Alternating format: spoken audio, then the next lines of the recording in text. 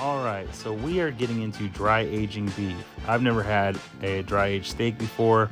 I know a few people who have, and they say it's amazing and give it rave reviews. So we're trying it. This is a New York roast. It's where you get New York strip steak from. It comes from the loin, and it is a lean cut. This particular roast we've aged for 35 days, 34. Tomorrow will be 35, but we're cutting it open and getting it on salt and pepper before 24 hours before we grill it. So today is pellicule day. It's where we cut off the, for lack of better terms, rot, I guess. We cut off the inedible stuff on the outside, and we're turning it into steaks.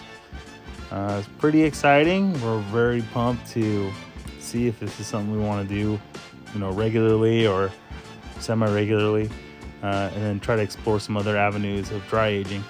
So far, the meat's texture is interesting. It kind of like has like a Play-Doh kind of feel to it. So if you press your finger into it, it doesn't bounce back.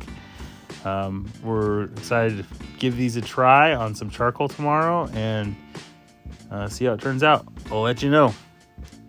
Bye.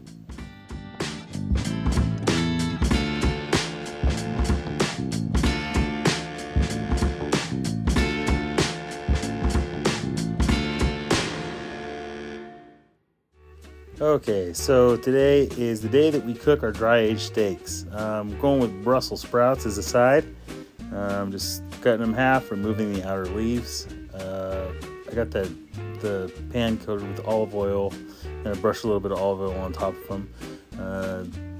Throw them in the oven about the same time we put the steaks on. But here I'm just getting some coals ready. Got my trusty fire starting tool, my little mini leaf blower. That thing is awesome. I could start a fire in a hurricane with that. I guess that didn't make sense. In a rainstorm. I could start a fire in a swamp.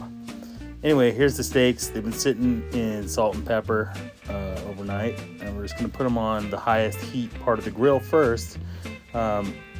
Basically only for color, really. We just want to kind of sear the outside a little bit.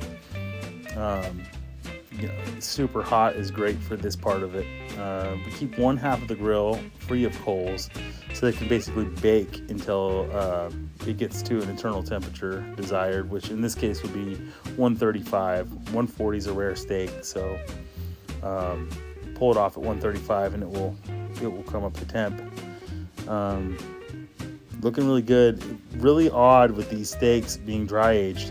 There's no way to tell by touching it if it's done or what level of cooking it's been through, because they're firm. They're really firm. It's like they don't have any give or any bounce to them. I don't know if that's just specific to this cut of New York meat, aged, or if all aged meat is like that, but we're gonna find out with our next couple. Anyway, the probe says 135. We decided to pull them off. Bring them in. About this time, my Brussels sprouts are done. Yank them out of the cooking pan, and I put it into a glaze that I made with balsamic and honey and a tiny bit of Worcestershire sauce. Worcestershire sauce. I do not know how to pronounce that. I think it doesn't matter if you say it really fast. It just works. Anyway, this ended up being good. The steaks, I don't know what we're expecting, but it wasn't like blow your hair back awesome. They were really good, don't get me wrong. But we had comparable steaks that were not dry aged. So we're gonna try a couple different cuts to see if maybe we just need to do a different cut. It was awesome, great dinner.